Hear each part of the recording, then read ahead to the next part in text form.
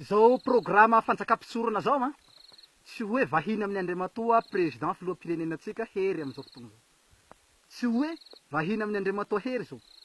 Fa efa nampahafantariko azy nanomboka tamy 2013 tao Antananarivo zao nanao conférence de presse. Vao nanomboka hidy sy hitondra fanjakana Andriamatoa filoha de efa nampahafantarina azy fa hisy ny programan'Andriamanitra eto Madagasikara.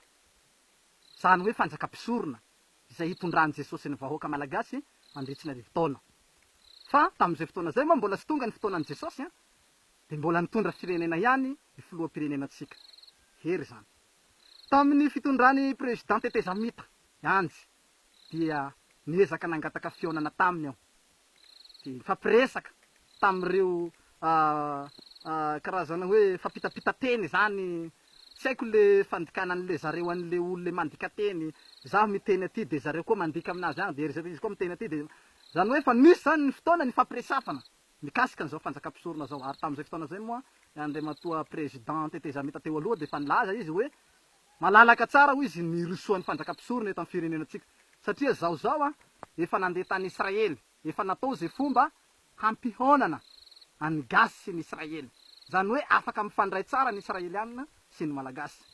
De zany hoe poro an'ity fanjakam-pisorona ty zany président Tete Zamita tam'izay fotoana zay. Ary nilanseko tamin'io président Tete Zamita io le fanjakam-pisorona tam'izay fotoana zay. Tam'izay moa za fa nantsoiny zareo hoe ahoana ianao raha ohatry ka hanao conseil ato, karazana hoe mba hiaraka aminay ato. De za moa tam'izay raha resaka politika hoa zany, za tsy de agnatiny. Fa resaka fanjakam-pisorona ny hafa, miandry aho ny programan'i Jesosy hitondran'i Jesosy. Zany hoe fa nisy fotoana zany zareo fa nanambitamby mba hiaraka am'zareo ao za fa za mihitsy niteny hoe resaka politika za tsy de agnatiny amin'io. Ka ny tiako resafina eto zany de zao. Ity zavatra ty tsy hoe vahiny aminareo mpitondra fanjakana.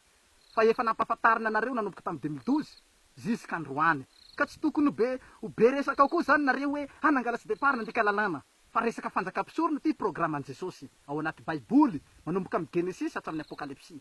Nareo pastera koa ne tsy tokony hanenjika an'ity. Gaga zao mahita nareo pastera mbola magnaratsy n'ity zavatra ty. Nareo kristiana magnaratsy. Sa tsy hainareo baiboly eo. Magnino arinareo agny baibolinareo rehefa tsy hainareo. Gaga zao mampivavaka anareo nefa tsy hainareo aby ny programan'Andriamanitra. Tsy hainareo aby ny programan'i Jesosy. Nareo kristiana koa be vava magnaratsy agnaty Facebook. Nefa mba bevavaka ihany nareo. Fanjakan'i Jesosy veranga de enjehinareo ohatrany eo. De nareo kristiana tokony hanohagny indray. Nareo indray lasa fahavalon'ny Kristy, antikrista. Tsy mena tsiny satria Babilôna lehibe nareo fivambiso. Ary tsy raha Jesosy aby mety aminareo ao io. Za moa tsy de agnenjika nareo am'izay. Fa raha tena Jesosy marina taminareo tokony tsy nagnenjika azy zao iraky Jesosy nareo. Raha ny fanamasina taminareo tokony resy lahatra. Fa matoa nareo mpagnendrika atahorana. Fa za moa tsy hagnenjika nareo am'izay zavatra ray fa tokony bebaka foana nareo de ho tonga saina am'izay zavatra ray satria nareo ny namako iara-hiady amiko. Misaotra anao nagnaraka an'ity fandaharana anakirity. Mbola hitohety hiatsantsika rehefa avy eo. Misaotra to.